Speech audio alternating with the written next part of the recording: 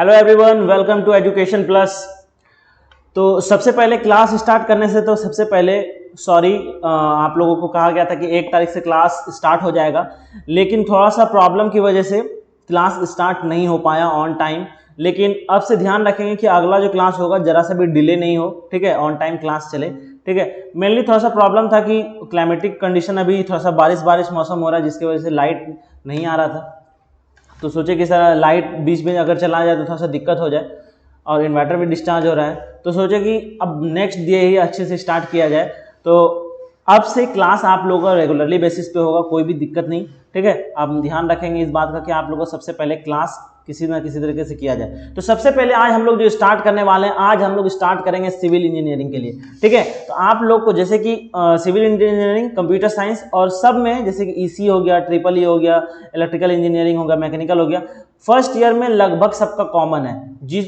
जो अगर first year में किसी ने पढ़ा है तो अब उसको फर्स्ट ईयर में नहीं, अब सॉरी फर्स्ट सेमेस्टर में जिसने पढ़ा है अब उसको सेकेंड सेमेस्टर में पढ़ना है। जो सेकेंड सेमेस्टर में जो चीज़ पढ़ना है वो फर्स्ट सेमेस्टर वाले पढ़ना है। यानी कि जैसे कि अब जैसे सिविल वाले ग्राफिक्स वगैरह सारा चीज़ पढ़ लिए, लेकिन कंप्यूटर साइंस वाले ग्राफिक्स नहीं पढ़े हैं, ठीक है, फिजिक्स नहीं पढ़े हैं। तो अब क्या होगा, दोनों का एक्सचेंज होगा। तो आज हम लोग स्टार्ट कर रहे हैं केमिस्ट्री से सिविल वालों के लिए। एक दिन पहला दिन सिविल का होगा, यानी कि अगर एक दिन सिविल होता है तो उसके नेक्स्ट डे जो क्लास होगा वो क्या होगा, कंप्यूटर साइंस रिलेटेड, ठीक है। तो वो आपको कोई दिक्कत नहीं, आराम से एक एक करके आपको नोटिफिकेशन मिल जाएगा, और यहाँ तक कि क्लास का शेड्यूल भी मिल जाएगा टेलीग्राम पे, ठीक है। आप ज्वाइन हो जाइए फटाफट।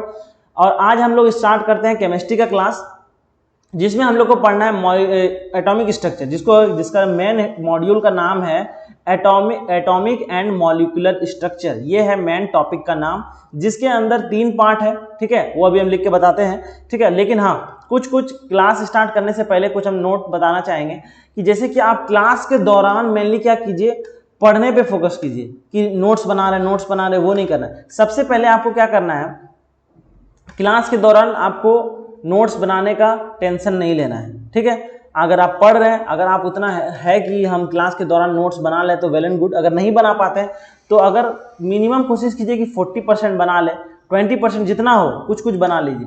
फिर जब क्लास ओवर हो जाए आपको टेलीग्राम पे नोट्स मिलेगा, वहाँ से आप 100% पूरी कर लीजिए, ठीक है। उसमें क्या होगा, जो चीज़ आप पढ़े फिर उसी चीज़ को आप लिखिएगा तो आपको याद हो जाएगा एक ही बार में, ठीक है। तो आपको एक बार पढ़ना है, बार बार नहीं पढ़ना है कि अभी पढ़ लिए फिर एग्जाम में भी पढ़ लिए, अभी पढ़ लिए याद हो गया, अब एग्जाम जब आएगा तो बस एक बार रिवीजन करेंगे, एग्जाम देंगे, फोड़ के नंबर लाएंगे, ठीक है। ये चीज़, क्योंकि केमिस्ट्री तो आगे काम नहीं आएगा, केमिस्ट्री यही आपका लास्ट होगा फर्स्ट ईयर, इसीलिए एंजॉय करके पढ़िए और तहलका मचा के नंबर लाइएगा, ठीक है। तो चलिए केमिस्ट्री हम लोग स्टार्ट करते हैं सबसे पहले एटॉमिक स्ट्रक्चर का। तो एटॉमिक स्ट्रक्चर मेनली जो है मॉड्यूल 1 जो है, मॉड्यूल 1 जो है, इसमें सबसे पहला है एटॉमिक एंड मॉलिक्यूलर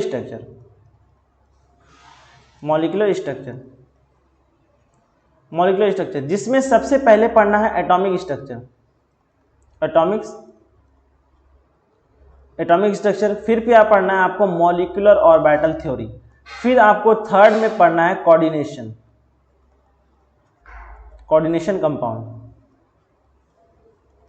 अब रहा बात कि भैया हम लोग बार बार एटॉमिक स्ट्रक्चर ही पढ़ेंगे, 11th में पढ़े एटॉमिक स्ट्रक्चर ही पढ़े, लेकिन आपको उतना नहीं पढ़ना है इसमें, ठीक है। इसमें सिर्फ आप लोग को प्लैंक कांस्टेंट, ठीक है, यानी कि प्लैंक जो है आपको इसमें किसी पार्टिकल नेचर के बारे में पढ़ना है, उसका न्यूमेरिकल बस लगाना है, बस और कुछ नहीं है, ठीक है। यानी कि कहें तो आपको क्लासिकल मैकेनिक्स नहीं पढ़ना है, सिर्फ आप लोगों को क्या पढ़ना है, क्वांटम मैकेनिक्स, जैसे कि क्वांटम नंबर्स क्या होता है, इसमें हल्का फल्का चीज़ है, वो ज़्यादा बड़ा नहीं है, इसी आप चीज़ पढ़े हुए हैं, कोई ज़्यादा बड़ा लोड नहीं है, इसीलिए हम आज हल्का टॉपिक से स्टार्ट किए। इसका भी अच्छा वेरिएंट है, जैसे कि स्पेक्ट्रोस्कोपी हो गया, सबसे ज़्यादा वेटेज रखता है, ठीक है, वो अच्छा है। लेकिन हम मिनिमम टॉपिक स्टार्ट किए जो तुरंत खत्म हो जाए, फिर धीरे धीरे एक एक करके जब बूस्ट पकड़ेगा क्लास, आप लोग जब हम आपको पढ़ाएंगे एक दूसरे से अगर को रिलेट कर पाइएगा, यानी कि मेरे पेस पे आ जाइएगा, तो फिर आपको भी पढ़ने में मजा आएगा, हमको भी पढ़ाने में मजा आएगा, ठीक है।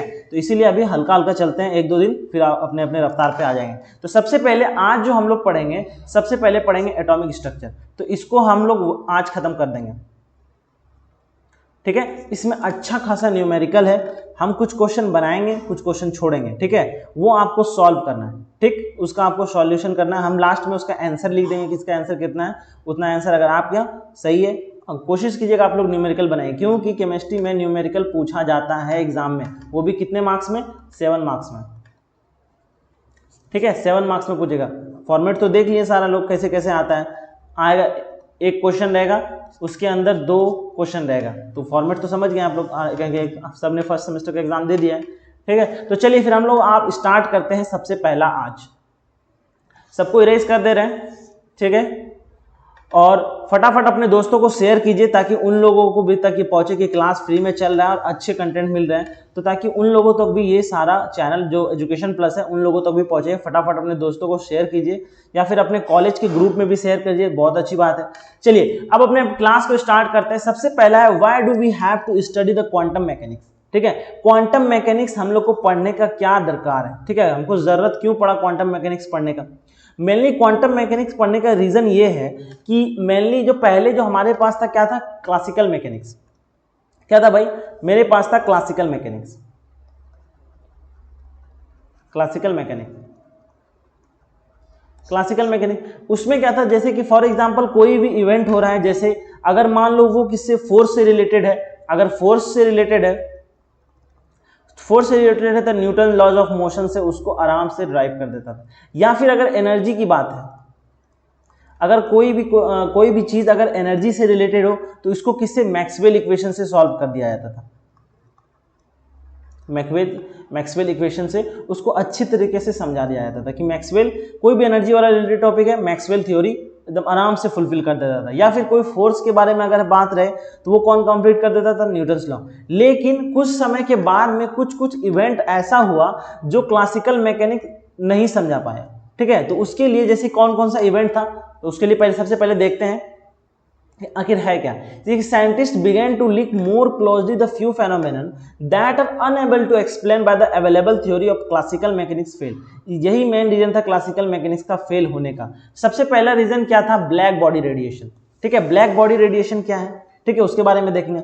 फिर आया क्या, फोटो इलेक्ट्रिक इफेक्ट। ये क्या चीज था, ये भी एक्सप्लेन नहीं कर पाया कौन, क्लासिकल फिजिक्स, ठीक है, सॉरी क्लासिकल मैकेनिक्स। उसके बाद हाइड्रोजन एमिशन ऑफ लाइट, यानी कि ये सारा चीज नहीं एक्सप्लेन कर पा रहा था कौन, क्लासिकल मैकेनिक्स, जिसके वजह से हम लोग को इंट्रोड्यूस करना पड़ा कौन सा, क्वांटम मैकेनिक्स। ठीक है, पहले जितना भी था सारे से हम लोग जानते थे कि लाइट जो है एक वेव नेचर का है, तो सब पहले वेव नेचर समझ के चल रहा था। जैसे वेव नेचर का अगर एग्जांपल की अगर मैं बात करूं, जैसे क्या हो जाएगा, रिफ्लेक्शन हो जाएगा, ठीक है, रिफ्रैक्शन हो जाएगा, और मेन अगर कोई एग्जांपल बोले तो वो क्या हो जाएगा, डिफ्रैक्शन। ठीक है, तो ये सारा पहले आदमी लोगों ने जान चुका था कि लाइट एक वेव है, लेकिन ये नहीं जानता था कि लाइट एक पार्टिकल है। जैसे ही लाइट पार्टिकल में आया तो हम लोग क्वांटम मैकेनिक्स में एंटर कर गए। ठीक है, तो सबसे पहला है ब्लैक बॉडी रेडिएशन, आखिर है क्या चीज।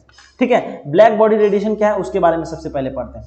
सबसे पहले ब्लैक बॉडी रेडिएशन पढ़ने का मतलब है, सिग्निफिकेंस है कि दुनिया में जो भी चीज है, ठीक है, चाहे आप हो या फिर कोई हो, वो क्या करता है, अगर आप क्या करता है, सबसे पहले वो क्या करता है, अगर उसके ऊपर कोई एनर्जी अगर आया तो वो क्या करेगा, कुछ एनर्जी रिफ्लेक्ट कर देगा। ठीक है, कहीं से एनर्जी अगर आया, कोई रिफ्लेक्ट कर दिया। सपोज करते हैं कि ये एक बोतल है, इसको धूप में रखेंगे तो लाइट आएगा, कुछ ये रिफ्लेक्ट करेगा, ठीक है, कुछ इससे पास हो जाएगा, यानी कि जो इसके पास जो एनर्जी आया वो इसको ट्रांसमिट कर देगा, कुछ इसके पास होगा। पास होने का सिग्निफिकेंस कैसे कि इसके अंदर कैसे आया एनर्जी, ये पानी थोड़ा सा गर्म हो जाएगा, मतलब है कि ये कुछ एनर्जी एब्जॉर्ब किया। तो ये है मेन एविडेंस, यानी कि कोई भी अगर ऑब्जेक्ट है दुनिया में, वो क्या करेगा, 3 चीज करेगा। सबसे पहले रिफ्लेक्शन करेगा, फिर एब्जॉर्प्शन, उसका ट्रांसमिशन। ठीक है, तो ये तो हुआ कि कोई भी चीज, कोई भी ऑब्जेक्ट करता है। लेकिन ब्लैक बॉडी आखिर क्या चीज होता है, ब्लैक बॉडी एक ऐसा सब्सटेंस है, ऐसा बॉडी है। ब्लैक बॉडी का मतलब ये नहीं कि वो ब्लैक कलर का है, ब्लैक बॉडी का कहने का मतलब है कि कोई ऐसा सब्सटेंस क्या करे जो लाइट 100% अपने एब्जॉर्ब कर ले। यानी कि ये कोई बॉक्स है, इसके ऊपर लाइट पड़ा और 100% लाइट ये क्या कर लिया, एब्जॉर्ब करके अपने पास रख लिया। ठीक है, और ये क्या किया, जब बाद में जैसे कि कोई भी हीट ट्रांसफर कैसे होता है, हीट ट्रांसफर होता है टेम्परेचर डिफरेंस की वजह से। अगर मान ले कि अगर आप ऐसे सराउंडिंग में बैठे हैं जहां पर का टेम्परेचर ज्यादा है, तो जाहिर सी बात है आप भी फील करेंगे कि बॉडी थोड़ा सा आपका हॉट हो रहा है। ठीक है, अगर आप पूरी तरह से हॉट हो चुके हैं, ठीक है, गर्म है, और आप ठंडे प्लेस पे जाके बैठ गए, तो क्या होगा, आपके बॉडी से हीट निकलेगा और सराउंडिंग में जाएगा। मतलब है कि टेम्परेचर डिफरेंस की वजह से क्या होता है, हीट ट्रांसफर करता है, ये तो जानते ही है, टेम्परेचर अगर डिफरेंस होगा तो हीट ट्रांसफर करेगा, ठीक, ये तो जानते हैं। लेकिन वही है ब्लैक बॉडी, अगर वो 100% एनर्जी अगर एब्जॉर्ब कर ले रहा है, ठीक है, किसी भी टाइम, या फिर किसी भी टाइम वो 100% एनर्जी रिलीज कर दे रहा है, उसी को बोलते हैं ब्लैक बॉडी, ठीक है। तो ये एक्सप्लेन क्लासिकल मैकेनिक्स नहीं कर पाया, ठीक है, नहीं करने की वजह से कुछ कुछ नया नया साइंटिस्ट आया जो क्या क्या इसको एक्सप्लेन करने का कोशिश किया, तो अब उसके बारे में देखते हैं, ठीक है। कुछ कुछ थ्योरी है जैसे कि रेले जीन्स के बारे में है, उन सब के बारे में हम यहाँ पर ज़्यादा डिस्कस नहीं किए हैं क्योंकि उसका ज़्यादा पूछा नहीं जाता है, उसको एक थ्योरी है, आप लाइब्रेरी से बुक उठाइए, बस पढ़ लीजिए, कहानी खत्म, उतना सही है, ज़्यादा नहीं पढ़ना, जितना ज़्यादा लोड लीजिएगा उतना ज़्यादा दिक्कत होगा। मेन जहाँ से क्वेश्चन आता है वहाँ से कोशिश करूँगा मैं पढ़ाने का, ठीक है, क्योंकि ऐसा तो नहीं है कि एक लंबा डेडिकेटेड क्लास अगर इसको हम पढ़ाने अगर बैठें तो एक ही एटॉमिक स्ट्रक्चर हमको 3-4 घंटा पढ़ाना पड़ेगा, ठीक है। लेकिन हम एग्जाम को देखते हुए कि एग्जाम में अच्छा नंबर आ जाए, उसके लिए सिर्फ ये किया जा रहा है, ठीक है, कि एग्जाम में अच्छा नंबर आ जाए तो उसमें क्या क्या मेन इंपॉर्टेंस है, यहाँ से क्वेश्चन आता है, कहाँ से क्वेश्चन नहीं आता है, उस सब कुछ, जहाँ से क्वेश्चन नहीं आता उसको हम बिल्कुल हटा दिए, जहाँ से क्वेश्चन आता है उसको हम रखे हैं क्योंकि ये ही ज़रूरी है, ठीक है। जहाँ से क्वेश्चन आता है वहाँ मेन फोकस है, वो है एज ए नॉलेज के लिए कि अच्छा रेले जीन्स का क्या थ्योरी था, क्यों था, आखिर वो क्या काम किए थे उसमें। अगर आपको अगर क्यूरियोसिटी है, बुक उठाइए, थोड़ा सा पढ़िए, ठीक है। चलिए अब आते हैं ब्लैक बॉडी रेडिएशन पे। ब्लैक बॉडी रेडिएशन आखिर क्या चीज़ है? ब्लैक बॉडी रेडिएशन क्या है? The black body is defined, यानी कि ये क्या कह रहा है, black body is defined as a surface absorb all the radiation. जैसा कि मैंने बताया कि कोई भी लाइट को फुल्ली एब्जॉर्ब कर ले या फिर फुल्ली यानी कि बाहर फेंक दे, ठीक है, तो वो क्या है, ब्लैक बॉडी। ऐसा नहीं है कि ब्लैक बॉडी कोई ब्लैक सब्सटेंस है। सबसे कॉमन एग्जांपल अगर हम लोग देखें तो वो क्या है, iron rod. Iron rod, iron rod को जैसे कि आप लोग नॉर्मल डेली लाइफ में कभी ना कभी तो देखे होंगे कि अगर ये आयरन रॉड है, ठीक है, सबसे पहले इसको हीट करते हैं, ठीक है, जैसे हीट किए, टेम्परेचर दिए, तो ये सबसे पहले रेड कलर बनता है, ठीक है, यानी कि ये रेड कलर का एक रॉड बनेगा, ठीक है। फिर इसके ऊपर और हीट डालें, यानी कि और टेम्परेचर बढ़ाएं, तो ये अगर ऑरेंज कलर का हो जाए, फिर और हीट दिए येलो कलर का हो जाएगा, और हीट दिए तो ये ब्लू कलर का हो जाता है, ठीक है, फिर और हीट दिए तो ये एक व्हाइट कलर का होता है। अगर नहीं, आप यूट्यूब पे सर्च कीजिए, आपको अच्छा सा पिक्चर दिख जाएगा, गूगल पे भी सर्च कर सकते हैं, ठीक है। अगर आप नहीं देखें, ये होता है आयरन, क्योंकि एक ये परफेक्ट एग्जाम्पल है किसका, ब्लैक बॉडी रेडिएशन का, ठीक है। यानी कि ब्लैक बॉडी में क्या होता है कि अगर आप लोग जैसे कि विबग्योर में क्या पढ़े थे, यानी कि विबग्योर में सबसे ज्यादा वेवलेंथ किसका होता है, रेड का।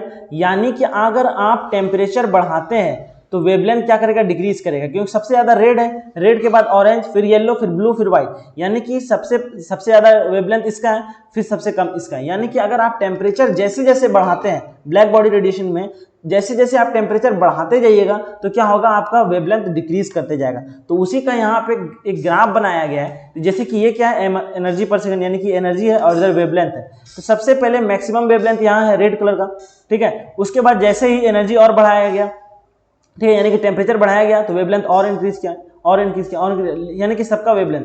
अब रही बात कि यहाँ पर तो सिर्फ एनर्जी का है, सिर्फ एक एनर्जी हम लोग एब्जॉर्ब, जो कोई एक ही ना, जैसे यहाँ पर देखिए, यहाँ पर सब एक मैक्सिमम जो वेवलेंथ है उसके बारे में हम बात किए, और बाकी सब वेवलेंथ, ये तो रिलीज तो सब वेवलेंथ करता है, ठीक है, लेकिन आप एक ही क्यों दिखाएं, ये रिलीज यहाँ पर भी कर रहा है, ठीक है, यानी कि रेडिएशन ये यहाँ पर भी रिलीज कर रहा है, लेकिन वो हमको दिख नहीं रहा है। वो तभी दिखेगा वो जब विजिबल रेंज में रहेगा। विजिबल रेंज रहने का मतलब है कि आपका वेवलेंथ 400 से लेकर 700 नैनोमीटर के रेंज में रहेगा, ठीक है, तभी आपको क्या दिखेगा, कोई भी कलर दिखेगा।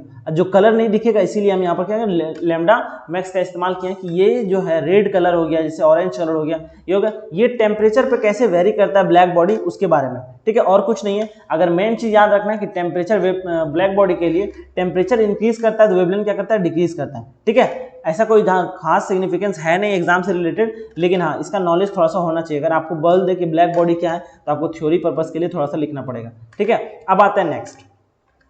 अब इस ब्लैक बॉडी रेडिएशन को कोई साइंटिस्ट उस दौरान में नहीं था जो इसको ब्लैक बॉडी रेडिएशन को फुल्ली तरह से समझा सके, ठीक है, कि ब्लैक बॉडी ऐसा क्यों कर रहा है, ठीक है, उसको कोई नहीं समझा पा रहा था। जैसे कुछ साइंटिस्ट के पास थ्योरी था, जैसे कौन कौन था, some laws tries to explain the black body radiation, ठीक है। सबसे पहला विंड डिस्प्लेसमेंट लॉ, इसने भी कोशिश किया समझाने का, लेकिन वो फुलफिल नहीं हो पाया। ठीक है, स्टीफन बोल्ट्जमैन लॉ, ठीक है, इसने भी कोशिश किया कि यानी कि उसका जो लॉज है पूरी तरह से क्या करे, सेट कर जाए ब्लैक बॉडी रेडिएशन पे, लेकिन नहीं कर पाया। ठीक है, रेले जीन्स ने भी ट्राई किया। रेले जीन्स में क्या हो रहा था कि इसका जब लैम्डा मैक्स हायर हो रहा था तब फॉलो कर रहा था। ठीक है, लेकिन जैसे ही लैम्डा जो था यानी कि जैसे ही वेवलेंथ डिक्रीज कर रहा था वो फेल कर जा रहा था। ठीक है, यानी कि हायर वेवलेंथ पे तो ये पॉसिबल था, इट फॉलो हायर वेवलेंथ। अगर वेवलेंथ हाई था तभी इसका इक्वेशन फुलफिल था, यानी कि इसका इक्वेशन जो है सेटिस्फाई कर रहा था। लेकिन जैसे ही वेवलेंथ अगर नीचे जा रहा है वो क्या कर रहा है, फेल हो जा रहा है। यानी कि ये सब साइंटिस्ट ने ट्राई किया समझाने का, अपना लॉ दिया, लेकिन नहीं कर पाया। ठीक है, तब एंट्री होता है किसका, हमारे प्लैंक, सॉरी आर लिखा गया, यानी कि साइंटिस्ट लॉर्ड प्लैंक। इन्होंने क्या किया, रेले जीन्स की थ्योरी को थोड़ा सा मॉडिफाई किया और क्या बनाया, एक नया इक्वेशन बनाया, एक नया एजम्पशन लिया। अभी बताया नहीं कि वो थ्योरी, ऐसा नहीं कि एक्सपेरिमेंट करके ये इक्वेशन दिया, यानी कि E = h जो है, ऐसा कोई नहीं है कि ये पूरी तरह से एक्सपेरिमेंट कर लिए तब बनाए, नहीं। जो रेले जीन्स ने अपना थ्योरी दिया था, ठीक है, जो एजम्पशन उन लोगों ने माना था, जो फार्मूला बनाया था, उसी फार्मूले को थोड़ा सा एज्यूम किया और एक नया फार्मूला बनाया, E = NH²। ठीक है, ये बनाया, और ये जो फार्मूला है ये परफेक्टली ब्लैक बॉडी रेडिएशन को एक्सप्लेन कर पा रहा था पूरी तरीके से। आखिर वो क्या एजम्पशन था वो देखते हैं। रेले एंड जीन्स, यानी ये दोनों साइंटिस्ट है, एक ये और एक ये, दोनों साइंटिस्ट है। इन दोनों का एनर्जी इज कंट्रीब्यूट, ठीक है, वो क्या कहते थे, एनर्जी इज कंटिन्यूअस।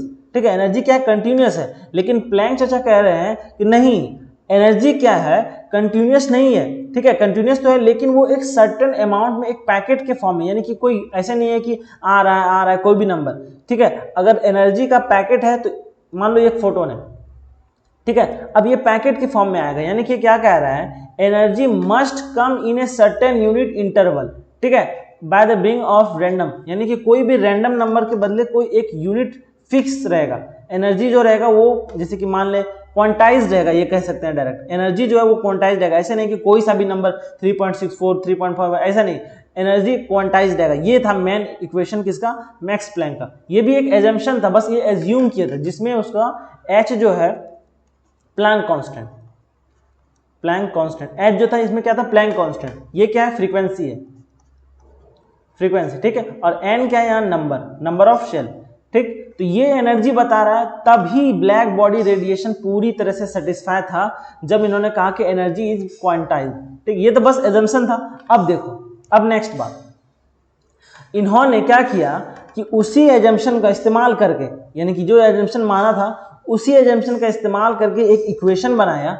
ये इक्वेशन, जो इक्वेशन पूरी तरह से ब्लैक बॉडी रेडिएशन को अच्छे से संभाल पा रहा था, यानी कि पूरी तरह से सेटिस्फाई था। जैसे अभी जो बोले क्वांटाइज का मतलब, अगर n1 है तो एनर्जी h², ठीक है, एनर्जी h², अगर n2 है 2h², 3h², यानी कि एनर्जी जो होगा एक सर्टेन कोई फॉर्म में होगा। ऐसे नहीं है कि कुछ भी रैंडम नंबर आ रहा है, ऐसा नहीं है। क्या होगा वो, या फिर h² होगा, 2h² होगा, ठीक है, 3h², 4h², यानी कि क्वांटाइज्ड होगा, कुछ भी नहीं होगा, कोई भी रैंडम नंबर नहीं होगा। ठीक है, यानी कि एक सर्टेन फॉर्म में होगा, h², 2h², 4h², 5h², 6h², इस तरह के फॉर्म में। ठीक है, एक सेकेंड,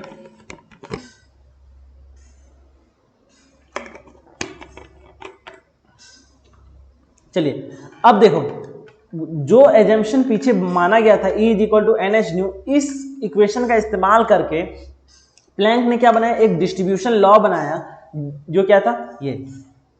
ठीक है, इसको याद कर ले, बहुत अच्छा। नहीं भी याद किया कोई दिक्कत नहीं, एग्जाम में आया बस लिख देना, ज्यादा इसका जरूरत नहीं। ठीक है, जरूरत जब आगे पड़ेगा अब वो बताएंगे। ठीक है, अब देखो ये फॉर्मूला बस देख लीजिए और कोई दिक्कत नहीं। अब आते हैं नेक्स्ट। अब रही बात कि ये तो प्लैंक डिस्ट्रीब्यूशन का हो गया, वो तो एक माना हुआ था बात, जिससे पीछे जो अभी ये जो चीज, ये था एक एजम्पशन था, कोई भी प्रैक्टिकली कुछ नहीं था कि हाँ ये कंफर्म है, ये नहीं है, ये क्या था, एक माना हुआ पार्ट था। लेकिन अब देखो, अब क्या हुआ, कुछ समय के बाद में फोटो इलेक्ट्रिक इफेक्ट नाम का कोई चीज आया। ठीक है, फोटो इलेक्ट्रिक इफेक्ट जो क्या कर रहा था, वो भी क्लासिकल मैकेनिक्स से फॉलो नहीं हो रहा था, लेकिन जो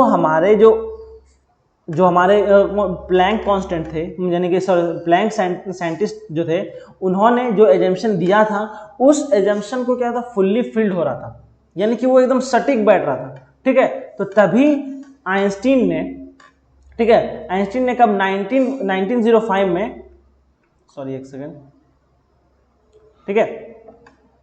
1905 में उस इक्वेशन को जब फोटो इलेक्ट्रिक इफेक्ट इक्वेशन में जब डाला तो देखा कि तो एकदम बिल्कुल एक्यूरेट है, ठीक है। वहां से वो पता चल गया कि अल्बर्ट आइंस्टीन ने कहा कि नहीं, प्लैंक जो साइंटिस्ट है उन्होंने जो एज्यूम किया था वो बिल्कुल सही है, क्योंकि अगर गलत होता तो फोटो इलेक्ट्रिक इफेक्ट जो है वो भी पॉसिबल नहीं होता। अब सबसे पहले फोटो इलेक्ट्रिक पहले समझते हैं, फिर बात करते हैं कि आखिर ऐसा क्या चीज है इसमें, ठीक है।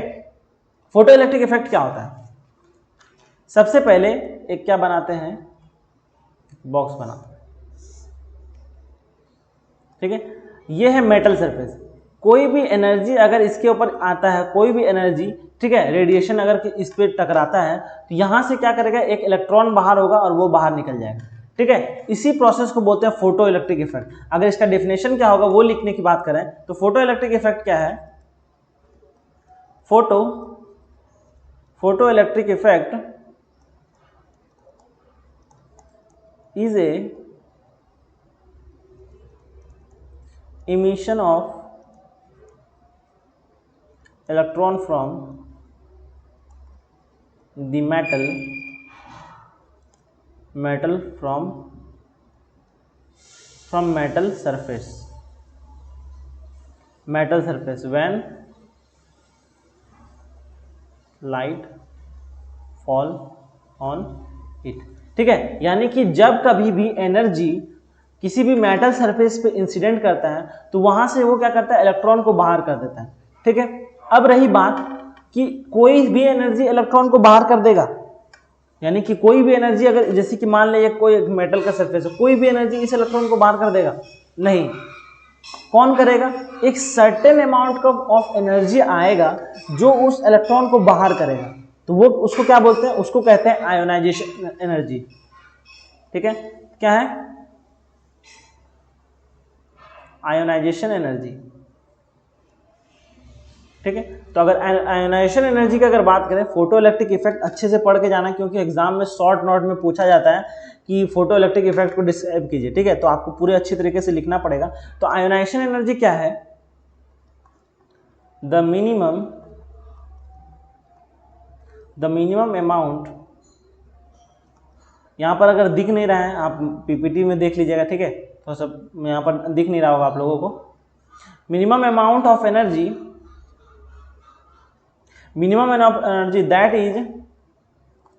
that is sufficient to remove electron from outermost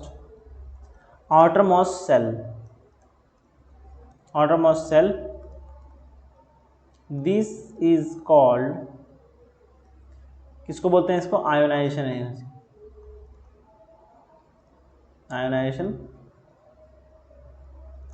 इसी को बोलते हैं आयोनाइजेशन एनर्जी। मतलब है कि एनर्जी सर्टेन अमाउंट से ज्यादा होना चाहिए ताकि इलेक्ट्रॉन को बाहर निकाल सके, ठीक है। इसी को बोलते हैं, ठीक है। अब रही बात कि आखिर क्यों ऐसा क्या हो गया जिसके वजह से क्लासिकल मैकेनिक्स इसको फेल कहते हैं, यानी कि क्लासिकल मैकेनिक्स पहले जो थ्योरी था वो फेल था फोटो इलेक्ट्रिक इफेक्ट को बताने में कि नहीं भाई, क्लासिकल मैकेनिक्स नहीं बता पाएगा फोटो इलेक्ट्रिक इफेक्ट को, ठीक है। तो क्या क्या रीजन था, एक एक करके रीजन हम लिखते हैं, फिर आपको समझाते हैं, ठीक है। अगले सेशन से हम पहले से लिख के लाएंगे, क्योंकि टाइम ज्यादा वेस्ट हो जाता है लिखने में, पहले से लिख के लाएंगे और आपको समझाएंगे, ठीक है। चलिए, सबसे पहला रीजन क्या था? व्हेन लाइट फॉल, जब कभी भी, पहले लिखते हैं और फिर समझाते हैं, ठीक है। When light fall on surface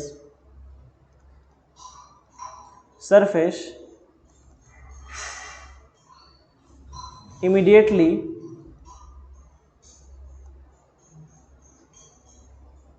transition take place there is no delay between them.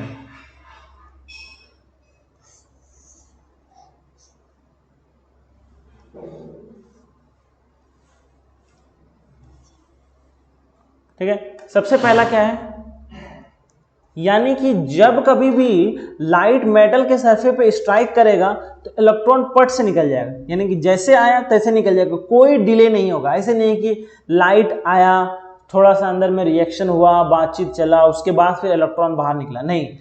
अगर उस एनर्जी से लेवल से, यानी कि आयोनाइजेशन एनर्जी उसके पास है, कोई भी एनर्जी गिरा, ठीक है, सर्टेन अमाउंट एनर्जी लेवल से अगर ऊपर है, जैसे आया तैसे निकल जाएगा, कोई डिले नहीं होगा। ये था रीजन क्लासिकल मैकेनिक्स फेल होने का, पहला रीजन। ठीक है, दूसरा रीजन क्या था? दूसरा था फोटोन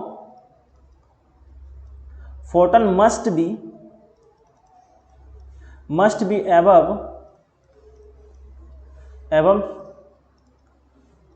certain energy level, ठीक है, जिसको क्या बोलते हैं, h nu is greater than h nu not. जो पहले बात कर रहे थे इसी को बोलते हैं आयोनाइजेशन एनर्जी, यानी कि एनर्जी जो हो वो सर्टेन अमाउंट से ऊपर हो तभी ऐसा पॉसिबल है। ऐसा नहीं कि कोई भी एनर्जी जा रहा है उस इलेक्ट्रॉन को बाहर निकाल दे रहा है, ऐसा तो होना चाहिए। जैसे पुराना में एनर्जी आया, अगर आप एनर्जी इस पर डाले हैं, अगर इस पर एनर्जी मारे हैं, तो जाहिर सी बात है इलेक्ट्रॉन तो निकलेगा, आधा इलेक्ट्रॉन कुछ ऐसे करके कुछ तो निकलना चाहिए, लेकिन ये ऐसा पॉसिबल नहीं था। क्या कह रहा था, सर्टेन अमाउंट ऑफ एनर्जी इस पे इंसिडेंट करेगा तो इलेक्ट्रॉन निकलेगा, नहीं तो नहीं निकलेगा। अगर वो आया, जैसे आया तैसे इलेक्ट्रॉन निकल जाएगा। तो ये था मेन, ठीक है। तो ऐसा ये था रीजन क्लासिकल मैकेनिक्स फेल होने का, ठीक है। तो अब देखिए पहले क्या था, पहले प्लैंक कांस्टेंट निकल जा रहा है बार बार मुझसे। साइंटिस्ट प्लैंक जो थे, उन्होंने सिर्फ एजम्पशन लिया था कि हाँ ऐसा ऐसा एज्यूम करेंगे तो ब्लैक बॉडी रेडिएशन को अच्छे से वो एक्सप्लेन कर देगा, ठीक है। लेकिन बाद में कुछ साल के बाद, कब, 1950 में एल्बर्ट आइंस्टीन ने सेम इक्वेशन का इस्तेमाल करके फोटो इलेक्ट्रिक इफेक्ट पे अप्लाई किया, तो बिल्कुल सही रिजल्ट निकला, एकदम करेक्ट, कोई ये नहीं। तो तभी से प्रूफ हो गया कि जो सर प्लैंक हम लोग को जो इक्वेशन दे के गए हैं वो बिल्कुल ही करेक्ट है, कोई इसमें ये नहीं है। ऐसा अब नहीं मानना है कि वो एक एजम्पशन था, सोचे थे बस खाली कि हाँ तुक्का लगा रहे थे कि आंसर मिल रहा है, नहीं, वो एक प्रॉपर अप्रोप्रिएट आंसर बता के गए, ठीक है। वो उसको क्लियरिफाई कुछ नहीं किया एल्बर्ट आइंस्टीन। अगर हम लोग लिखते हैं इसके बारे में लिख ही लेते हैं, एल्बर्ट आइंस्टीन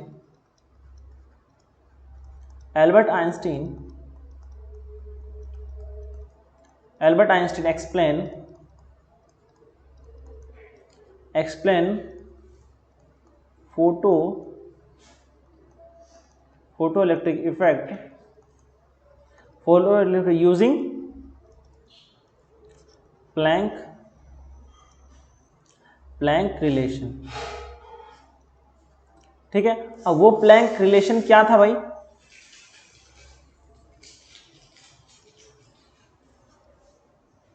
ठीक है, वो प्लैंक सर का रिलेशन क्या था, एक सेकेंड, थोड़ा सा,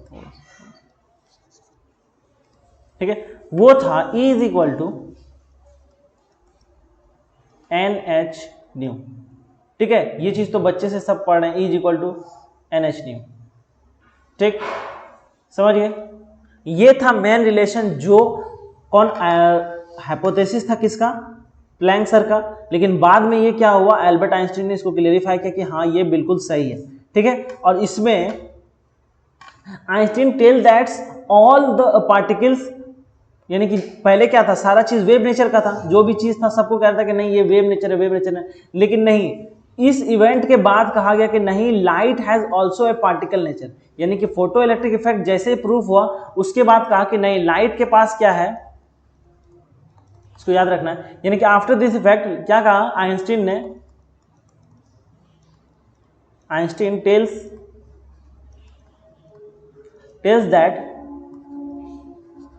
light also has particle nature,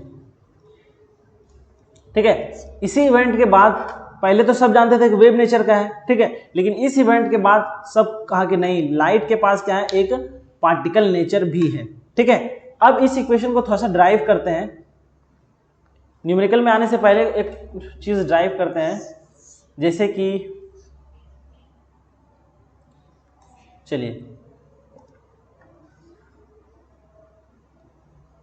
अब देखिए, अभी थोड़ा देर पहले क्या बताया कि कोई भी अगर ये एक मेटल सरफेस है, इलेक्ट्रॉन कोई भी रेडिएशन इसके ऊपर इंसिडेंट करता है तो इलेक्ट्रॉन यहाँ से क्या होगा, बाहर निकल जाएगा। ठीक है, अब रही बात कुछ बात कि इलेक्ट्रॉन बाहर निकलेगा तो उसका स्पीड क्या होगा। ठीक है, वो स्पीड कैसे पता करेंगे कि कोई भी इलेक्ट्रॉन अगर निकला तो किसी स्पीड से तो निकलेगा भाई।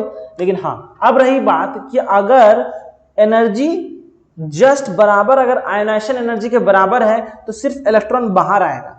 ठीक है, अगर मान ले कि एनर्जी क्या है, आयनाइजेशन एनर्जी क्या है, बहुत ज्यादा है उस इलेक्ट्रॉन के एनर्जी से, तो जितना एनर्जी आयोनाइजेशन एनर्जी के लिए लगेगा, यानी कि जितना एनर्जी सिर्फ इलेक्ट्रॉन को बाहर निकालने में लगेगा वो क्या होगा, आयोनाइजेशन एनर्जी। बाकी जो बचेगा वो किस में चला जाएगा, काइनेटिक एनर्जी में। तो उसको कैसे ड्राइव करते हैं उसको देखिए। सबसे पहले E इज इक्वल टू क्या है, NH न्यू, यानी कि हम कह सकते हैं E is equal to H nu. ठीक, ये हुआ। उसके बाद E इज इक्वल टू क्या होता है, सॉरी, ठीक है, देखिए हाँ, E is equal to H nu. ठीक है, प्लस अब जो भी इलेक्ट्रॉन होगा, जो भी इलेक्ट्रॉन है उसके पास काइनेटिक एनर्जी होगा, यानी कि अब जो भी इलेक्ट्रॉन, यहां से जो इलेक्ट्रॉन निकला, ठीक है, अगर उसके पास कुछ एनर्जी बचेगा तो वो काइनेटिक एनर्जी में चला जाएगा। ठीक है, तो इसको क्या बोलेंगे, काइनेटिक एनर्जी। यानी कि पहले क्या हुआ, जैसे कि फॉर एग्जांपल ये क्या है, एक इलेक्ट्रॉन है, ये एक मेटल सरफेस है, आयनाइजेशन एनर्जी इसके ऊपर पड़ा। ठीक है, इतना आयनाइजेशन एनर्जी पड़ा, यानी कि कोई भी एनर्जी पड़ा वो आयनाइजेशन एनर्जी से ज्यादा था, तो ये इलेक्ट्रॉन तो बाहर हो गया। ठीक, लेकिन अभी भी इसके पास कुछ एनर्जी है, तो वो सारा का सारा एनर्जी किस में ट्रांसफर हो जाएगा, काइनेटिक एनर्जी में, जो इलेक्ट्रॉन को मूव करने में काम आएगा। तो ये हो गया आयनाइजेशन एनर्जी, यानी कि H nu is equal to हो गया H nu nought plus kinetic energy. ये समझे कैसे हुआ, H न्यू बोले तो कि वो एनर्जी, टोटल एनर्जी जो क्या क्या कोई भी लाइट लाया, यानी कि ये जो एनर्जी है ये इस लाइट का है। ठीक है, और H न्यू नॉट जो है वो इस इलेक्ट्रॉन ने खा लिया। ठीक है, खाने के बाद इतना एनर्जी बच गया जो उसको दौड़ाने के काम में आएगा। ठीक, अब यहां से हम लोग को क्या मिल जाएगा, इलेक्ट्रॉन का वेलोसिटी मिल जाएगा। कैसे मिलेगा, अगर या फिर वेवलेंथ निकालना चाहते, जो निकालना चाहते हैं वो निकाल सकते हैं। तो kinetic energy is equal to क्या हो जाएगा, kinetic energy is equal to हो जाएगा H nu nought minus H nu. ठीक है, उसके बाद फिर kinetic energy is equal to क्या होता है, half mv square is equal to हो जाएगा H nu nought minus H nu. ठीक है, यहां से अगर आपको वेलोसिटी निकालना है, v इज इक्वल टू क्या हो जाएगा, 2 H nu nought minus H new into m। ठीक है, सॉरी ये तो, ठीक है, यहां से क्या हो गया, v is equal to m, यहाँ m है, यहाँ 2, इसको डायरेक्ट नीचे m लेके चलेगा। चलिए ठीक है, उसके बाद यहाँ पर से अगर आप स्क्वायर रूट अगर हटाते हैं तो ठीक है, नहीं तो वो भी कोई दिक्कत नहीं है। यहाँ पर दिख नहीं रहा है आपको, उस पर टेलीग्राम पे दिख जाएगा। ठीक है, अभी थोड़ा सा पिक्चर हटाना पॉसिबल नहीं है। ठीक है, तो ये हो गया आपका वेलोसिटी। अगर मैं वेलोसिटी का अगर यहाँ पर लिखूं या फिर काइनेटिक एनर्जी की अगर मैं बात करूं तो काइनेटिक एनर्जी क्या हो जाएगा, kinetic energy is equal to हो जाएगा H nu minus work function. ये है मेन इक्वेशन, यानी कि किसी भी इलेक्ट्रॉन का अगर आपको काइनेटिक एनर्जी निकालना है तो वो क्या हो जाएगा, उसका जो एक्चुअल एनर्जी जो है माइनस वर्क फंक्शन। ठीक है, यहां देखिए ये क्या, actual energy, ionisation energy, kinetic energy. आपको काइनेटिक एनर्जी निकालना है तो एक्चुअल एनर्जी में उसका वर्क फंक्शन, जिसको आयोनाइजेशन एनर्जी बोलते हैं उसको वर्क फंक्शन भी बोलते हैं। ठीक है, उसको माइनस कर दिए, काइनेटिक एनर्जी निकल गया। इस काइनेटिक एनर्जी का अगर आपको वेलोसिटी निकालना है तो इसको किसके बराबर कर दीजिए, हाफ mv स्क्वायर। ठीक है, मास आपको पता होगा। ठीक है, उसके बाद वेलोसिटी निकल जाएगा। तो ये तो हो गया क्वेश्चन, अगर आपको फोटो इलेक्ट्रिक इफेक्ट से अगर क्वेश्चन आएगा। ठीक है, लेकिन क्वेश्चन पूछा जाता है डी ब्रॉगली इक्वेशन से, ठीक है, वेवलेंथ से, यहीं से आगे एक्सप्लोर होता है। इसी क्वेश्चन से जब आप लोग वेवलेंथ निकालिएगा तो ये क्या बन जाता है, डी ब्रॉगली वेवलेंथ। ठीक है, यानी कि यहां से जो आप लोग वेवलेंथ निकालिएगा, ठीक है, तो ये बन जाता है डी ब्रॉगली वेवलेंथ। यहीं से क्वेश्चन आता है एग्जाम में। ठीक है, आपको क्या करना है, calculate the D Broglie wavelength of alpha particle which is associated in the energy. ठीक है, एक सेकंड का ब्रेक लेते हैं, आप लोग थोड़ा सा रिवाइज कीजिए, फिर हम लोग यहाँ से क्वेश्चन स्टार्ट करेंगे जो एग्जाम में क्वेश्चन पूछा जाता है। ठीक है।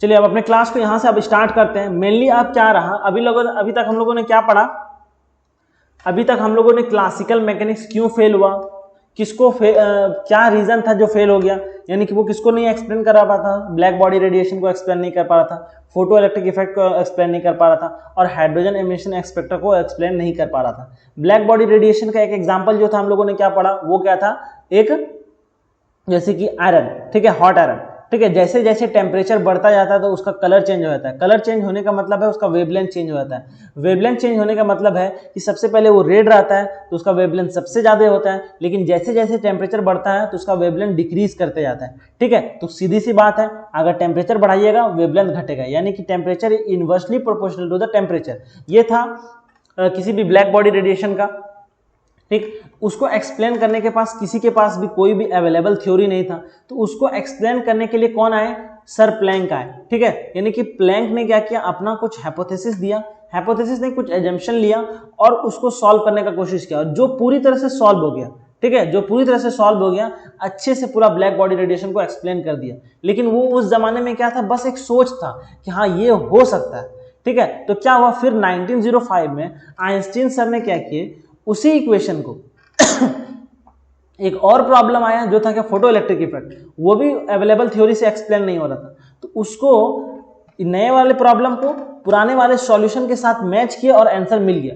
तब लगा कि नहीं, जो सर बता के गए वो बिल्कुल सही था, ठीक है। और वहीं से फिर अब जन्म होता है किसका, डी ब्रॉगली वेवलेंथ का, ठीक है। डी ब्रॉगली वेवलेंथ जो हम लोग इस्तेमाल करते हैं, डी ब्रॉगली वेवलेंथ क्या होता है, सबसे पहले डी ब्रॉगली वेवलेंथ लिखते हैं। ई इज इक्वल टू क्या होता है, ई इज इक्वल टू होता है एच सी बाय लेमडा, ये तो सब जानते हैं, ठीक है। तो यहां से लेमडा इधर आ गया, एच सी बाय ई, ठीक है। तो ये है डी ब्रॉगली वेवलेंथ, ठीक है। तो ये आपको वेवलेंथ निकालना है, हर main question de Broglie wavelength से ही रहता है, तो यहीं से पढ़ना है। यानी कि ये ऐसा नहीं है कि यहां से कहां चले गए, यहां से ही वेवलेंथ, यानी कि जो एनर्जी आपका जो है यही है, E is equal to h c by lambda, ठीक है। तो एच सी बाय लेमडा, यहां से आपको वेवलेंथ निकालना है, तो उसी को क्या बोलते हैं, डी ब्रॉगली वेवलेंथ, ठीक है। तो अब हम लोग डी ब्रॉगली वेवलेंथ निकालेंगे, ठीक है। अब यहां से क्वेश्चन प्रैक्टिस करना है जो आपको एग्जाम में पूछा जाएगा, और यहां से कुछ नहीं पूछा जाता है, ठीक है। तो स्टार्ट करें क्लास यहां से, चलिए भाई।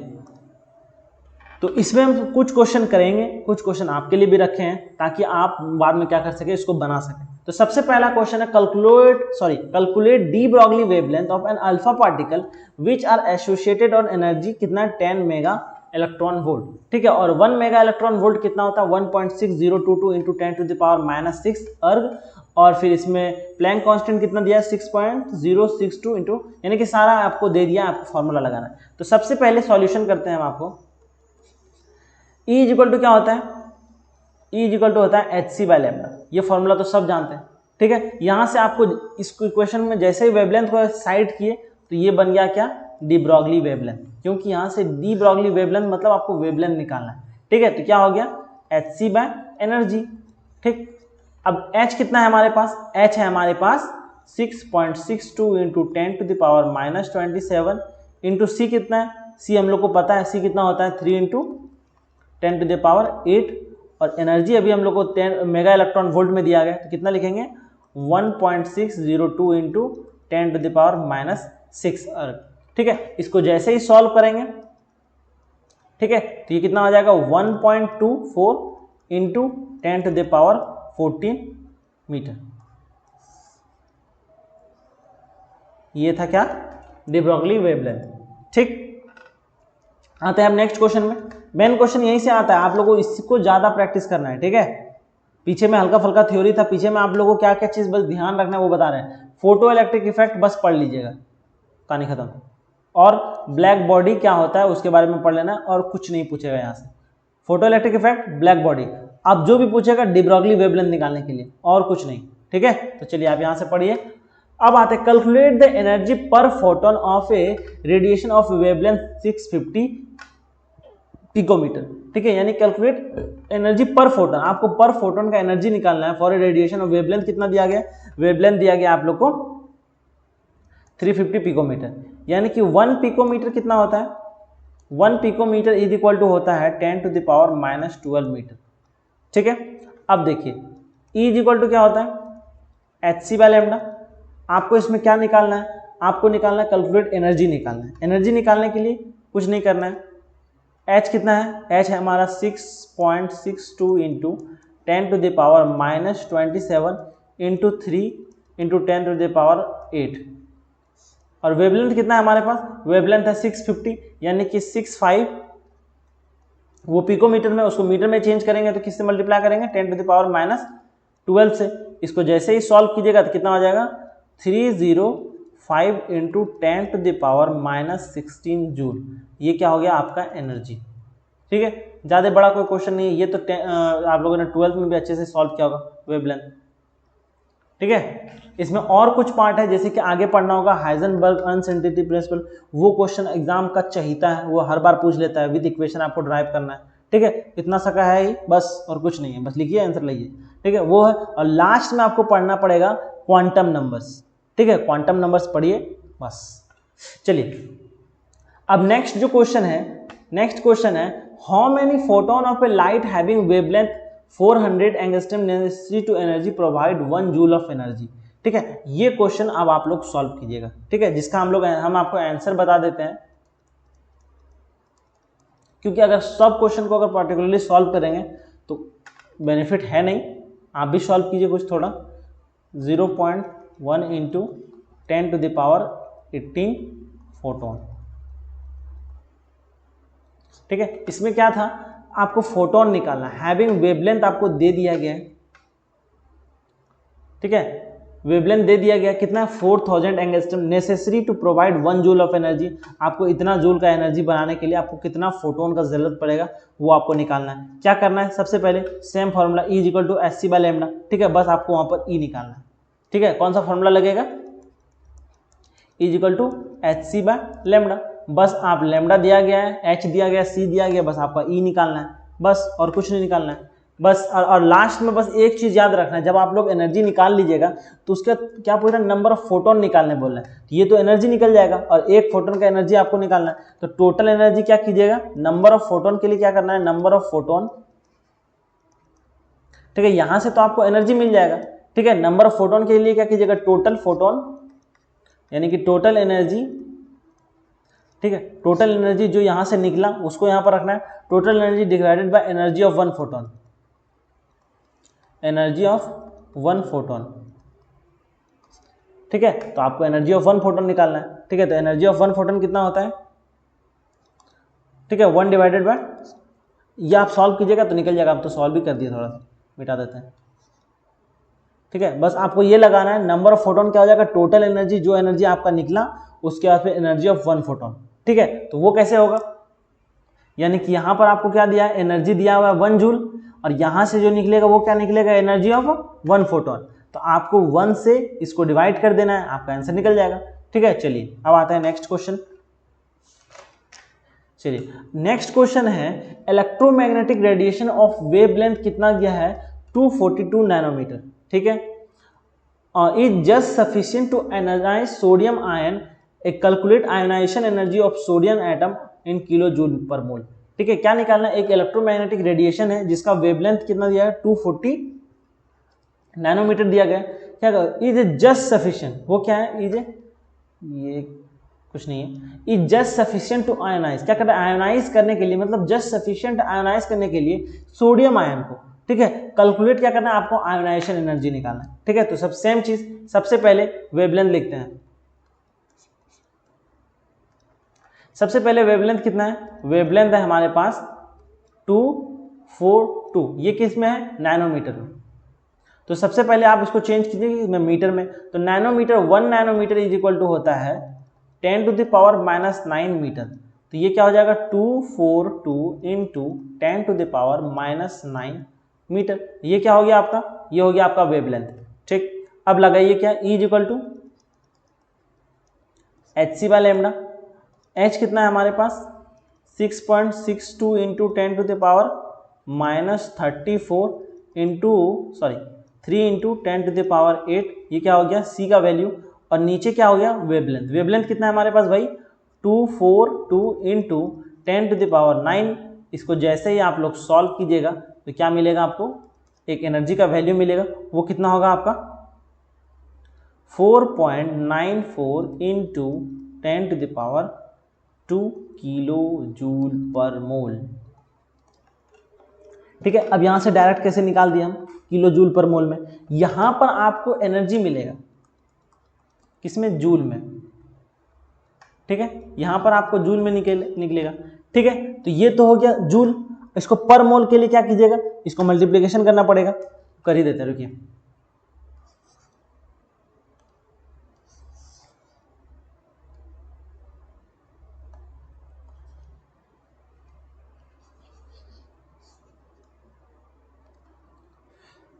यानी कि यहां पर आप लोग का एनर्जी कितना निकलेगा, यहां पर एनर्जी निकलेगा आप लोग का 8.20 इंटू 10⁻⁹। ये क्या निकला आपका जूल। ठीक है, ये तो एनर्जी निकल गया, लेकिन आपको किस में निकालना है, किलो जूल में निकालना है। ठीक है, तो इसको इन किलो जूल में निकालने के लिए आप क्या कीजिएगा, देखो तो इन किलो जूल, ठीक है, किलो जूल पर मोल, तो क्या हो जाएगा ये E into 6.022 into 10⁻23 divided by 1000। ठीक है, ये किस में निकल जाएगा, किलो जूल पर मोल में। ठीक है, तो आपका सबसे पहले जूल में निकला था, इसको किलो में करना है और प्लस मोल में। ठीक है, तो मोल में लाने के लिए क्या करेंगे, आप एवोगाड्रो नंबर से मल्टीप्लिकेशन कीजिएगा। ठीक है, और किलो में लाने के लिए क्या कीजिएगा, 1000 से डिवाइड कीजिएगा। तो 1000 से डिवाइड यानी कि आपको सबसे पहले क्या करना पड़ेगा, 8.20 इंटू 10⁻9 इंटू 6.022 इंटू 10⁻23 और नीचे 1000 से डिवाइड कर दीजिए, तो आपको किस में निकल जाएगा, किलो जूल में। और फाइनल आंसर आपका क्या निकलेगा, 4.94 into 10⁻² kilo joule per mole. ठीक है, यानी कि किलो जूल पर मोल। क्या किए इसमें, सबसे पहले एक एनर्जी निकाले, उसको किलो जूल पर मोल में लाना था, तो उस एनर्जी को एवोगाड्रो नंबर से कर दिए। यानी कि आपका जो भी निकला क्या है, आयोनाइज सोडियम आयन, एक आयन के लिए था। ठीक है, तो उसको सबसे पहले एक मोल के लिए बनाए, तो उसके लिए हम लोग एवोगाड्रो नंबर से मल्टीप्लाई किए, तो वो क्या बोल गया, 1 मोल के बराबर हो गया। और जो भी निकला वो किस में था, सिर्फ जूल में था, तो उसको किलो जूल में लाने के लिए 1000 से डिवाइड कर दिए, सिंपल, कोई दिक्कत। चलिए अब आते हैं नेक्स्ट क्वेश्चन की ओर। नेक्स्ट क्वेश्चन है short note on wave particle durability. ठीक है, शॉर्ट नोट आपको किसमें, वेव पार्टिकल ड्यूरेबिलिटी। ये क्वेश्चन अभी नहीं कर सकते हैं। ठीक है, इसको आप स्टार मार्क रखिएगा। इसमें आपको क्या करना है, सॉरी, ये जब अभी हम लोग पढ़ लेंगे, क्या पढ़ लेंगे, क्वांटम नंबर्स जब पढ़ेंगे तब ये क्वेश्चन आराम से लिखना है। क्या पढ़ना है, क्वांटम नंबर्स का अलग, जैसे कि क्वांटम नंबर्स कितना होता है। ठीक है, तो उसके बारे में एक क्वांटम नंबर्स ये क्या बताता है, ये क्या बताता है, बस उसको डिफाइन करना है। तो वो अब जब पढ़ लेंगे तो अभी आप लोग आराम से लिख लीजिएगा, बस इसको याद रखना है। ठीक है,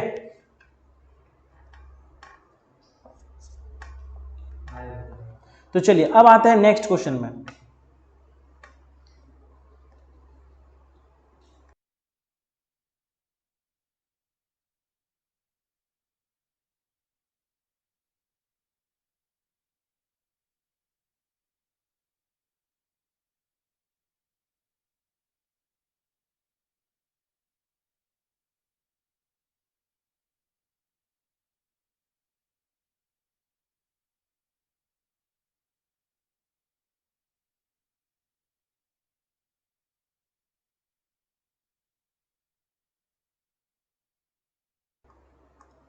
चलिए नेक्स्ट क्वेश्चन क्या था, इस वेव पार्टिकल ड्यूरेबिलिटी पे हम वापस आते हैं। ठीक है, इसमें थोड़ा सा प्लैंक कांस्टेंट वो सब के बारे में थोड़ा सा पढ़ना है, ज़्यादा कुछ नहीं, बस थ्योरी वाला पार्ट है। ठीक है, वैसे बता सकता है अभी भी।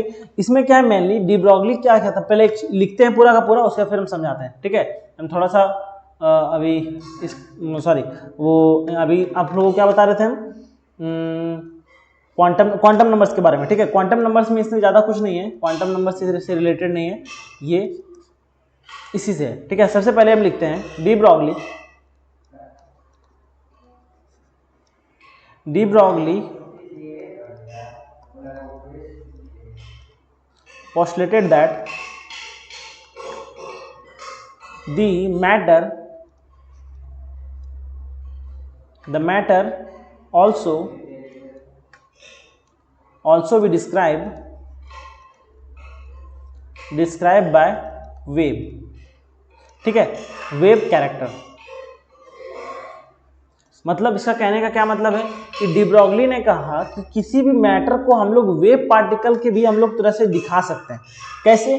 तो उसमें उन्होंने क्या इस्तेमाल किया था वो देखें। तो क्या क्या ही use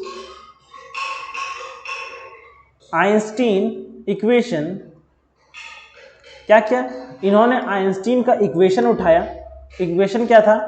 E is equal to mc², ठीक है, उसको क्या किया एंड इनकॉर्पोरेट विथ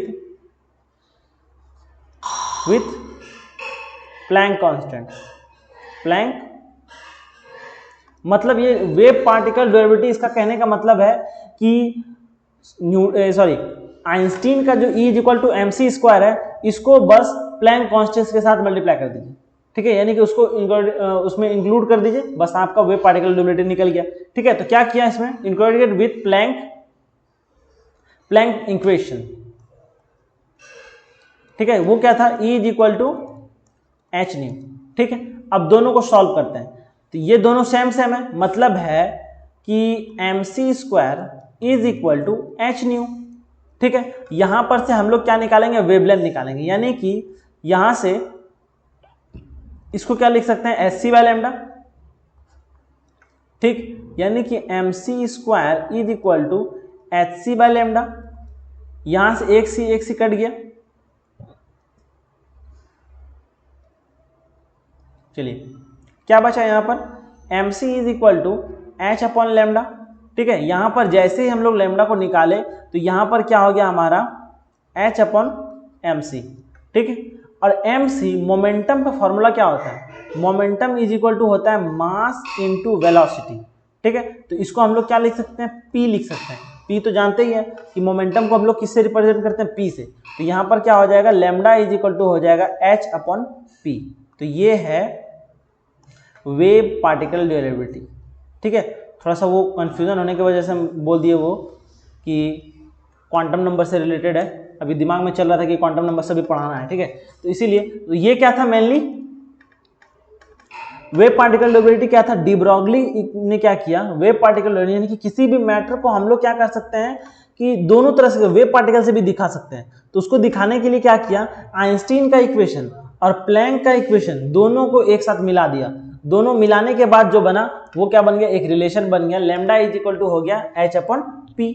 बस यही तो था और कुछ नहीं है। चलिए अब नेक्स्ट है ए particle moving with certain velocity, ठीक है। तो ये क्वेश्चन आप बनाइएगा, इसका हम आंसर लिख देते हैं, ज्यादा कुछ हार्ड क्वेश्चन है नहीं। अगर नहीं बने कमेंट कीजिएगा, इसका पार्टिकुलरली हम लोग एक सॉल्यूशन लेके आएंगे, ठीक है, क्योंकि लेक्चर ज्यादा बड़ा हो रहा है, आप आराम से इसको बना दीजिए। मेन क्वेश्चन है प्रैक्टिस करना, ठीक है। हम इसका आंसर बता देते हैं। क्या है इसका आंसर? इसका आंसर है 1.25 इंटू 10⁻23 क्या है? kg मीटर पर सेकेंड, ठीक है। ये है क्या? आंसर। इसको हाईलाइट कर देते हैं। अगर आपसे नहीं बन रहा है आप कमेंट कीजिएगा कि नहीं हो रहा है, इसका सॉल्यूशन करवा दीजिए, तो हम एक वीडियो लाएंगे, ठीक है, लेक्चर लाएंगे, जिसमें सिर्फ यही सारा क्वेश्चन और अच्छा सा क्वेश्चन सिर्फ प्रैक्टिस के लिए रखेंगे, ठीक है। चलिए नेक्स्ट क्वेश्चन है ए मूविंग इलेक्ट्रॉन हैज, यानी कि ए मूविंग इलेक्ट्रॉन हैज 4.3 क्या जूल क्या एज ए काइनेटिक एनर्जी। क्या उसके पास एक इलेक्ट्रॉन है, इसके पास इतना काइनेटिक एनर्जी है। आपको क्या निकालना है? कैलकुलेट इट्स वेवलेंथ, इसका मास दिया गया इतना, वेवलेंथ इतना। मजेदार क्वेश्चन है और बहुत ही हल्का है, आप आराम से इसको बना सकते हैं, ठीक है। तो चलिए आइए सबसे पहले क्या करते हैं? सॉल्यूशन करते हैं, ठीक। काइनेटिक एनर्जी क्या है हमारे पास? काइनेटिक एनर्जी है हमारे पास 4.55 इंटू 10⁻⁻25 जूल। ये क्या है आपके पास? Kinetic energy. और काइनेटिक एनर्जी का फॉर्मूला क्या होता है? Kinetic energy is equal to होता है ½ mv², ठीक है। आपको निकालना क्या है इसमें? ये देखिए, आपको निकालना है वेवलेंथ। वेवलेंथ निकालना है, तो वेवलेंथ निकालेंगे, कहां से निकालेंगे? E is equal to ½ mv², यहीं से निकल जाएगा, ठीक। सबसे पहले काइनेटिक एनर्जी की जगह पे क्या हो जाएगा? 4.55 into 10⁻25 joule is equal to half mv square. ठीक है, हाफ mv स्क्वायर। यहां से सबसे पहले वेलोसिटी निकालो। ठीक है, वेलोसिटी इज इक्वल टू क्या हो जाएगा भाई, 2 इंटू 4.55 इंटू 10⁻23। ठीक है, उसको डिवाइड किसे करना है, 9.1 इंटू 10⁻31। अब ये 9 पॉइंट कहाँ से आ गया, ये है मास। देखो ध्यान से देखो, ठीक है, हम जो यहाँ पर वेलोसिटी निकाले तो इस v को इधर लेके गए तो ये नीचे आ गया। ठीक है, यानी कि अगर उसको नहीं देखना तो चलिए देखिए, v यहाँ है, इसको नीचे भेज दिए, 2 ऊपर चला गया। लो यहीं लिख देते हैं, ये क्या आ गया, 4.55 इंटू 10⁻23 डिवाइडेड बाय m, और ये क्या इंटू 2 इज इक्वल टू है v स्क्वायर। अब क्लियर, चलिए यहां से निकल गया।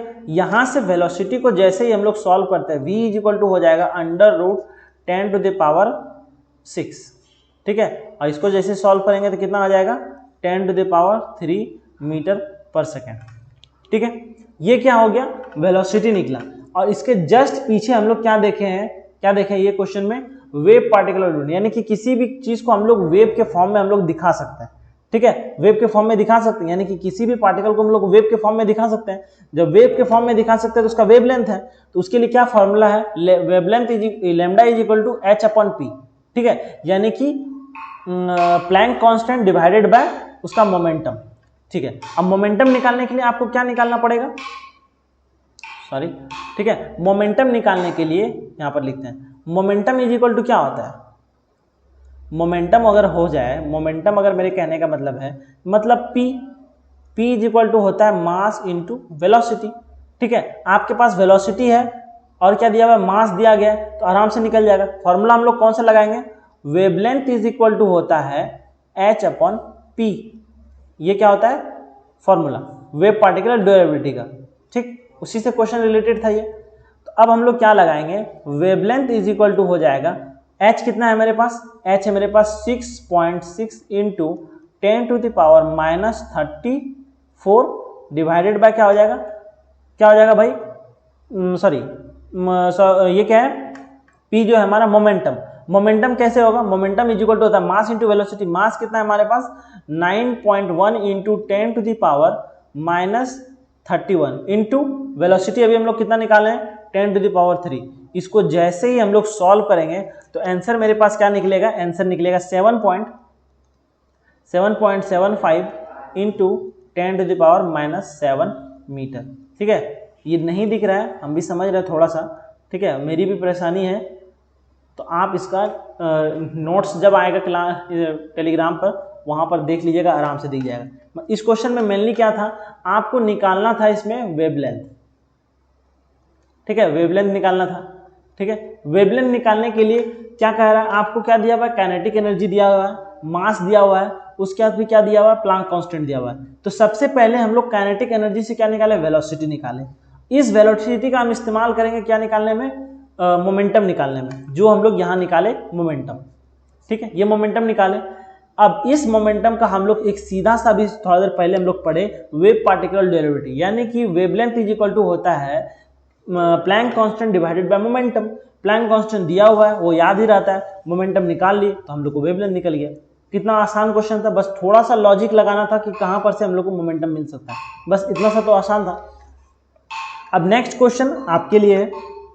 ठीक है, ये क्वेश्चन आपके लिए, इसका आंसर हम लिख दे रहे हैं। आंसर इसका है मेनली 1.765 इंटू 10⁻9 सेकेंड इनवर्स। ठीक है, इसमें क्या है, काइनेटिक एनर्जी ऑफ सब एटॉमिक पार्टिकल आपको दिया गया है, कैलकुलेट फ्रीक्वेंसी निकालना है। पिछले में क्या था, वेवलेंथ निकालना था। देखो यहाँ देखो पीछे, तो इसमें आपको वेवलेंथ निकालना था, उसमें आपको फ्रीक्वेंसी निकालना है। और फ्रीक्वेंसी और वेवलेंथ का आप लोग को रिलेशन मालूम है, फ्रीक्वेंसी और वेवलेंथ का क्या होता है, E = h/nu, यानी कि रेसिप्रोकल होता है, वो आप लोग आराम से निकाल सकते हैं। ठीक है, चलिए अब आते हैं नेक्स्ट टॉपिक पे, जो है हमारा हाइजेनबर्ग अनसर्टेनिटी प्रिंसिपल। ठीक है, जो अब हम लोग को यहाँ पर से निकालना है। ये क्वेश्चन बन जाएगा ना आराम से, इस पिछले क्वेश्चन में आप लोगों ने वेवलेंथ निकाला था, इसमें आपको वेवलेंथ से फ्रीक्वेंसी निकालना है। दोनों का रिलेशन आपको पता है, बस आराम से निकाल सकते हैं, कोई दिक्कत? चलिए, कोई दिक्कत नहीं। अगर दिक्कत होगा कमेंट कीजिएगा, हम आराम से एक लेक्चर लाएंगे जिसमें हम लोग, क्योंकि ये लेक्चर काफ़ी ऑलरेडी बड़ा हो चुका है, ठीक है। हमको तो लगता है कब तक, आई थिंक 2 घंटे का होने वाला है, ठीक है। अब आते हैं हाइजेनबर्ग अनसर्टेनिटी प्रिंसिपल। हाइजेनबर्ग एक साइंटिस्ट थे जिन्होंने बताया कि आप किसी भी एक इलेक्ट्रॉन का एग्जैक्ट पोजीशन, ठीक है, और क्या कर सकते हैं, उसका मोमेंटम एक वक्त में नहीं निकाल सकते हैं। इसका कहने का मतलब है कि अगर कोई इलेक्ट्रॉन है मेरे पास, इसका हम लोग क्या निकालना चाहेंगे, मोमेंटम, ठीक है, मोमेंटम निकालना चाहेंगे, और क्या निकालना चाहेंगे, पोजीशन, ठीक है। मोमेंटम और पोजीशन दोनों निकालना चाहेंगे तो ये इम्पॉसिबल है ड्राइव करना।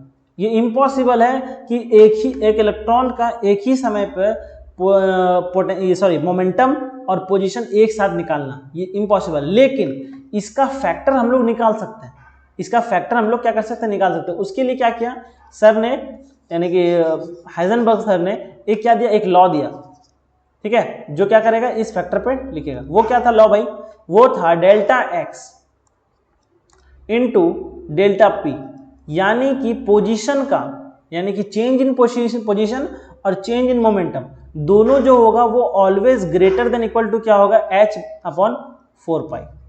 ये था main Heisenberg uncertainty principle. Exam में आएगा तो आपको बस यही लिखना है, क्या लिखना है भाई, क्या लिखना है, it is impossible to determine position and momentum of an electron simultaneously. अब बस ये इक्वेशन लिख दिए, नंबर मिल गया, ठीक है। चलिए, अब इसी से रिलेटेड एक क्वेश्चन है, ठीक है, एक क्वेश्चन है जो को आपको आराम अभी से तुरंत सॉल्व करना है, जो काफी आसान है। क्या कह रहा है, calculate uncertainty in a momentum. क्या निकालना है आपको, मोमेंटम निकालना है, यानी कि पी निकालना है, जो आपको पता नहीं है, ठीक है। Of an electron of A confined linear length, यानी कि आपको क्या दिया, मीटर लेंथ दिया गया, यानी कि पोजीशन दिया हुआ है, ठीक है। और आपको क्या निकालना है, सॉरी प्लैंक कांस्टेंट भी दिया हुआ है, ठीक। तो सबसे पहले फॉर्मूला क्या है, delta x into delta p is always greater than equal to क्या है, h अपॉन 4 पाई, ठीक है। आपको डेल्टा पी निकालना है, मोमेंटम ही निकालना है ना, मोमेंटम निकालना है, ठीक है। तो ये क्या हो जाएगा, h अपॉन 4 पाई, और ये क्या हो जाएगा, डेल्टा x। h कितना है हमारे पास, 6.6 इंटू 10 टू द पावर -34, और 4 इंटू 3.14 इंटू लेंथ हमारे पास कितना है, लेंथ है हमारे पास 10 पॉइंट, यानी कि बोले तो 10 पर पावर -10, ठीक है। ये है, इसको जैसे ही हम लोग सॉल्व करेंगे तो हमारे पास p कितना आएगा,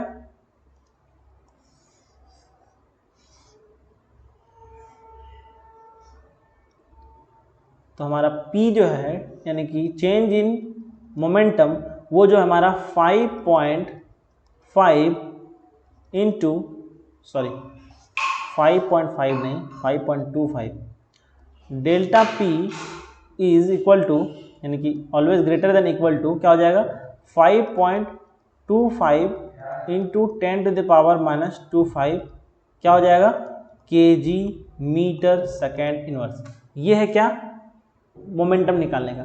हल्का क्वेश्चन है, ज़्यादा कुछ नहीं है, क्योंकि एटॉमिक स्ट्रक्चर वैसे हल्का ही है, ज़्यादा कुछ है नहीं। जैसे हम लोग स्पेक्ट्रोस्कोपी आएंगे वो थोड़ा थोड़ा टफ होगा, ठीक है। चलिए, अब आता है नेक्स्ट क्वांटम नंबर्स पे, ठीक। अब यही चीज़ मेनली पढ़ाना था, जो इस क्वेश्चन आता है, मेनली ज़्यादा तो आता नहीं है, लेकिन 1-2 नंबर में आ सकता है, काफ़ी आसान है। क्वांटम नंबर्स क्या है, मेनली क्वांटम नंबर्स क्या है, किसी भी इलेक्ट्रॉन का एग्जैक्ट पोजीशन निकालना, ठीक है, उसका ऑर्बिटल निकालना, या फिर उसका स्पिन क्या है वो निकालना, वो किसके द्वारा पता किया जाता है, क्वांटम नंबर्स का।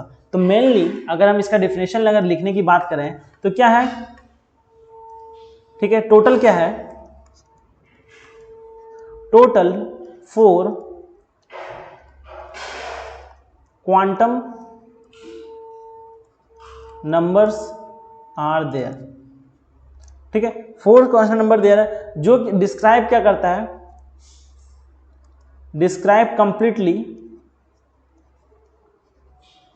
कंप्लीटली दी क्या, movement and trajectory trajectory of each electron within atom में। अब ये चार क्या है, सबसे पहला है प्रिंसिपल क्वांटम नंबर, प्रिंसिपल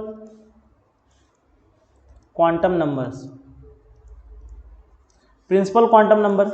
दूसरा है angular quantum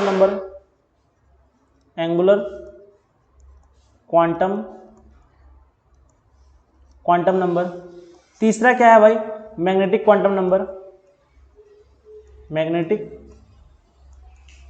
quantum numbers.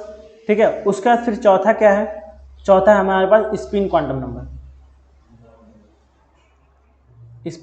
Numbers. ठीक है, स्पिन क्वांटम नंबर। ये मेनली चार क्या है, एक क्वांटम नंबर्स है जो किसी भी इलेक्ट्रॉन का बोले तो कुंडली बताता है। ठीक है, कैसा उसका स्पिन है, कैसा उसका ट्रेजेक्ट्री है, सारा चीज कौन बताता है, क्वांटम नंबर। ठीक है, तो देखो प्रिंसिपल क्वांटम नंबर्स को हम लोग किससे डिनोट करते हैं, हाँ, प्रिंसिपल क्वांटम नंबर को हम लोग डिनोट करते हैं एन से। ये क्या बताता है, नंबर ऑफ सेल। ठीक है, उसके बाद फिर एंगुलर क्वांटम नंबर को हम लोग किससे डिपेंड करते हैं, एल से। ठीक है, उसके बाद फिर आता है मैग्नेटिक क्वांटम नंबर जिसको हम लोग रिप्रेजेंट करते हैं एम से, और उसके बाद रही बात स्पिन का, उसको हम लोग रिप्रेजेंट करते हैं एस। ठीक है, अब एक एक करके थोड़ा थोड़ा ओवरव्यू लेते हैं क्योंकि आप लोगों ने ये सब सारा चीज पढ़ा हुआ है पहले से। ठीक है, सबसे पहले प्रिंसिपल क्वांटम नंबर क्या है, प्रिंसिपल क्वांटम नंबर जिसको हम लोग एन से रिप्रेजेंट करते हैं। प्रिंसिपल क्वांटम नंबर्स क्या होता है, यानी कि ये डिस्क्राइब करता है most probable distance of an electron from the nucleus, यानी कि मोस्ट प्रोबेबल डिस्टेंस जहां पर इलेक्ट्रॉन मिल सकता है। ठीक है, तो इसको हम लोग क्या लिख सकते हैं, it describe most probable distance from nucleus जहां पर क्या करता है, इलेक्ट्रॉन मिलने का चांस ज्यादा है, यानी कि most probable distance from the nucleus where finding of electron is maximum, यानी कि न्यूक्लियस से मैक्सिमम कितने दूरी पर हम लोग को इलेक्ट्रॉन मिलने का चांस है, वो कौन बताता है, वो बताता है प्रिंसिपल क्वांटम नंबर। ठीक है, जैसे क्या, जैसे कि सर्किल बनाते हैं एक छोटा छोटा,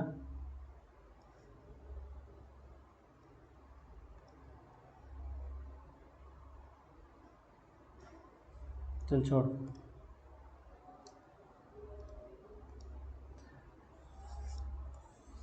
ठीक है, तो ये हो गया हमारा क्या, सेल है।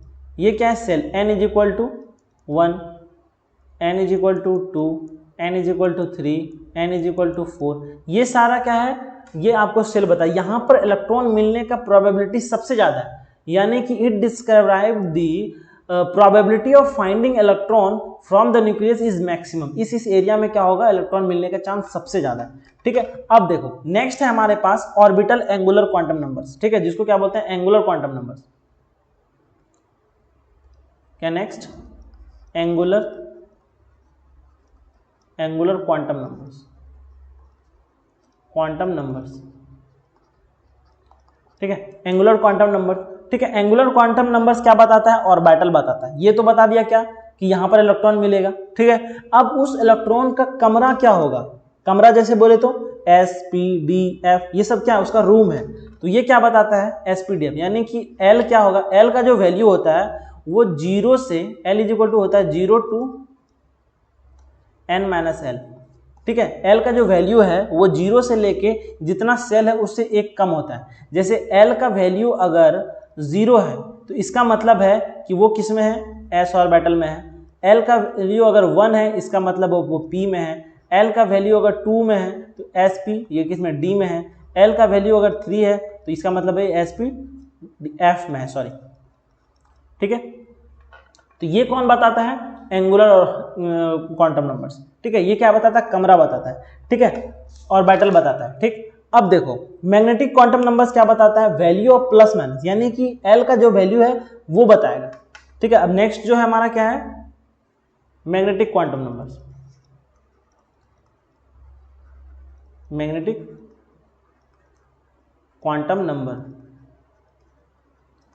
मैग्नेटिक क्वांटम नंबर्स, ठीक है। तो ये क्या बताता है कि ये आपको उसके अंदर में जो इलेक्ट्रॉन है उसका डायरेक्शन बताएगा। जैसे कि जैसे शेप होता है डबल डंबल, उस रूम का शेप कैसा है डबल डंबल, या फिर देखो एक होता है डंबल शेप ऐसे करके, फिर डबल डंबल, ये सारा का सारा कौन बताएगा, ये बताएगा आपको मैग्नेटिक क्वांटम नंबर। तो इसका वैल्यू होता है, इसको हम लोग m से रिप्रेजेंट करते हैं, और इसका वैल्यू होता है m इज इक्वल टू होता है सॉरी माइनस से प्लस l, यानी क्या है तो minus l two plus l।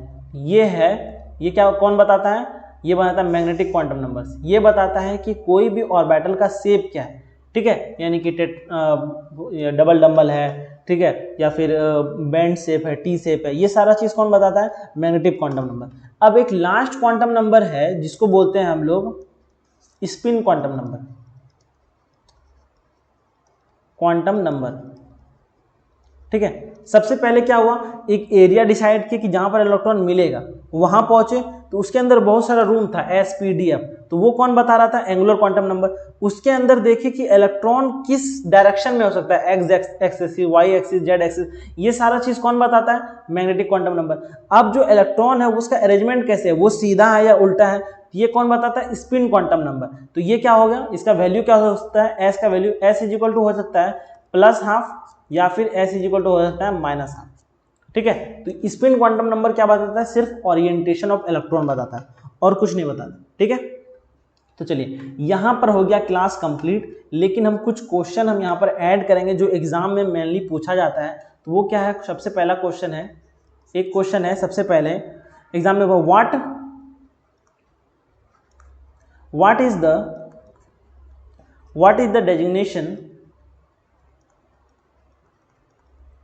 Designation of orbital having क्या चाहिए, n is equal to 4 and l is equal to 3, ठीक है। कह रहा है कि आपको बताना है, n 4 है l 3 है, आपको सारा चीज बताना है। इससे आप क्या सीखिए, अभी जो जो चीज बताएं वो आपको सीखना है और रफ कॉपी में बना देना है, ठीक है। चलिए ये एक क्वेश्चन था। तो और एक क्वेश्चन है, काफी सिंपल सा क्वेश्चन है कि कौन सा क्वांटम नंबर्स क्या बताता है, शेप बताता है, तो कौन सा बताता था, मैग्नेटिक क्वांटम नंबर्स, ठीक है। तो वो तो सारा आसान है जो चीज पढ़ा दिए। तो यहाँ पर आपका एटॉमिक स्ट्रक्चर कंप्लीट हो गया पूरी तरीके से, और जो जो क्वेश्चन इसमें छोड़े वो आप लोग बनाइएगा, और कुछ नहीं है। एटॉमिक स्ट्रक्चर बहुत हल्का चैप्टर है, इसीलिए जल्दी जल्दी निकालने की कोशिश में भी कुछ छूट गया हो तो, लेकिन वो पार्ट नहीं है एग्जाम का, इसीलिए इसको छोड़ दिए हैं, ठीक है। जितना सा बताएं उतना सा पढ़ना है, बस नंबर अच्छा आ जाएगा। अब नेक्स्ट जो आएगा मॉलिक्यूलर ऑर्बिटल थ्योरी, वो थोड़ा सा इंपॉर्टेंट है, वहां से भी क्वेश्चन अच्छा खासा आता है, लेकिन वो 3 नंबर में क्वेश्चन आता है, ठीक है। तो अब आएंगे जो नेक्स्ट क्लास में, उसमें हम लोग किस पे मिलेंगे, मॉलिक्यूलर ऑर्बिटल थ्योरी पे। चलिए that's all, thank you, keep learning, और अपने दोस्तों को इस लेक्चर को रिकमेंड कर सकते हैं, शेयर कर सकते हैं। That's all, thank you.